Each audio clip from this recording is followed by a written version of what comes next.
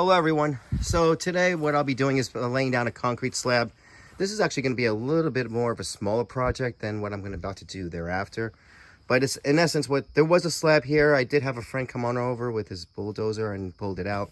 I tried cracking it, but it must have been about 5 inches thick. Oh my gosh. And the reason why it was taken out because it was already slanting like kind of downwards already. And so in the wintertime when the snow melts or whatever, it'll form like a nice layer of ice from the garage out, and it'll be a bit slippery for me to step out of here. So I have to actually build another one and kind of go on this way. I'm likely going to keep the same thing, but I'm actually going to, the same frame, but I'm going to actually pull it up, push it up more.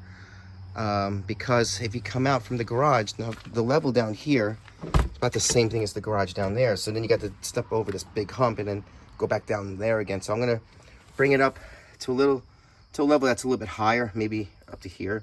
You can tell where the old concrete was. It was over there. Okay, so just a bit higher. Let's get started.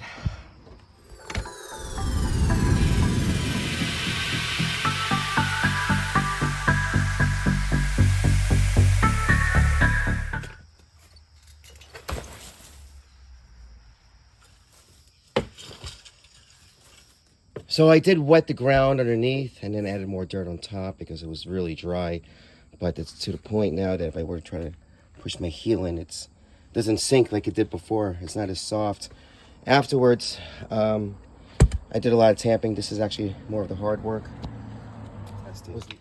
All right, so I have it just leveled. You can tell that the bubble is actually more on the right side, which means that it's actually on a decline down there, and it's a little bit higher over there. So now I have to do the other side, and then I have to bring the same level and then go across to make sure that everything is fine. So it's going to be a lot of working around the wood.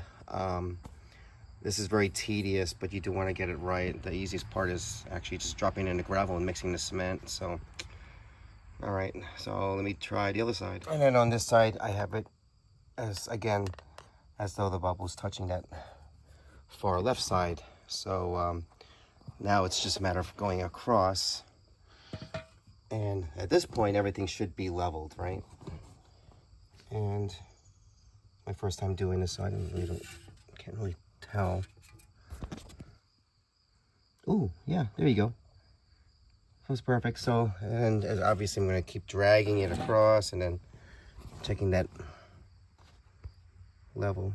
Okay, so now that I didn't nail anything in just yet, okay, or screw everything in, but I do want to make sure everything is square to the house or as a whole. And there are several ways you can actually approach this. You can get a measurement from corner to corner, or use a right angle. And because I have my right angle available, and it's actually this large thing. So what I'm going to do is I'm going to go through each corner and making sure that everything is flush. So you can tell if you were to walk all around. So that one's fine, right? We can go this way. And the same thing. Kind of want to push it up towards the edge. And without moving it, there's contact with the wood all across. And then obviously you're gonna go with the house.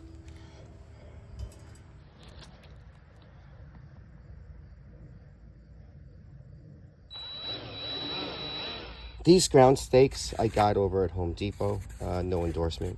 But what they are is, you can make these from scratch as well by getting furring strips. I remember growing up and my dad had done that. And it worked just as good, but I didn't want to take the time out and do that. So what I'm going to do is I'm going to stake it into the ground, and it's really just to keep it sturdy as the concrete is being poured. Okay, so after driving the stakes through and then tamping it several times, now it's ready for me to pour some gravel in there. So this is, I'm using 2x6s. So it'll be about 1.5 inches of gravel, and the remaining will be concrete. So the concrete should be about, I'm going to try to keep it at 4 inches, so I might have to use a little bit less gravel, but I'm also going to place some rebar in there as well. So the gravel I'll be using is all-purpose by Slab, and they're like this size, so not too big, not too small. Okay. And then after you spread it, again, you want to start tamping everything down. Now, in my experience, if I put too much gravel, it's even harder to get those. You basically want those rocks to interlock to some degree. But you have too much, then you have to put more force into your tamper. So I'm putting little by little, and then adding more as I go.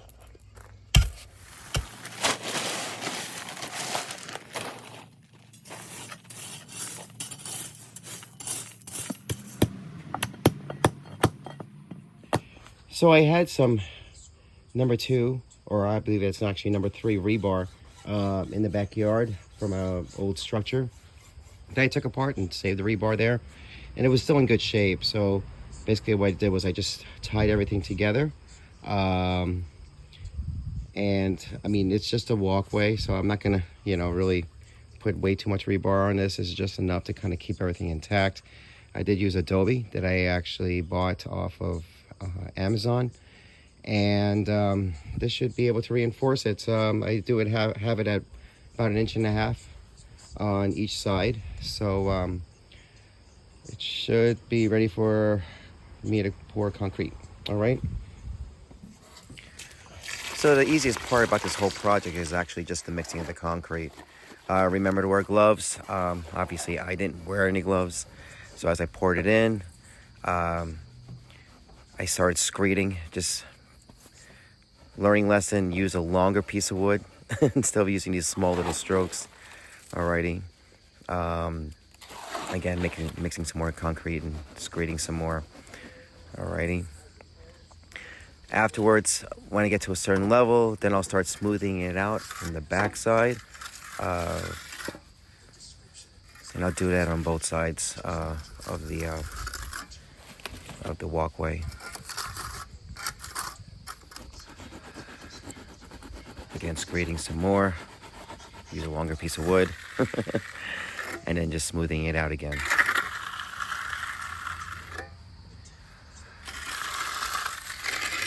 Now, I know you're supposed to wait about 20 to 30 minutes. I think I waited that much, but it was a cool day. And it's more so you want the concrete to harden a little bit. For the edging, you see that I'm rocking it back and forth, lifting on one end and then dragging the other side and vice versa.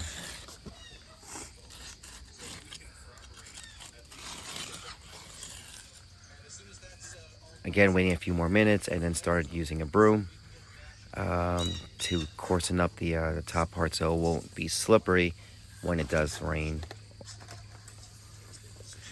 And I do this along the whole length of the concrete walkway.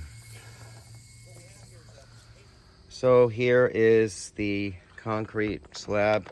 It's been under 24 hours, just under 24 hours, and it's actually starting to harden pretty good. Last night, I let my chihuahuas out, and a couple of them started walking across this thing, so he left the little foot marks on there, which I'm fine with. But I did spray it down with some water.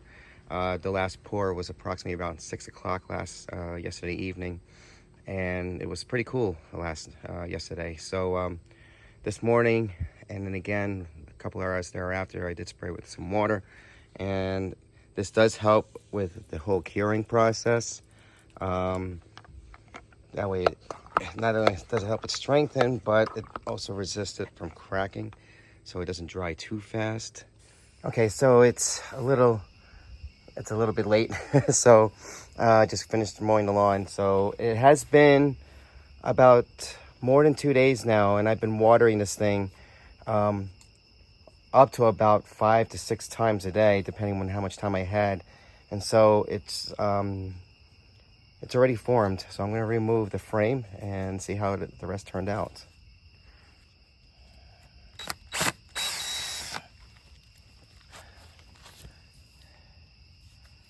Let me do this one too deep.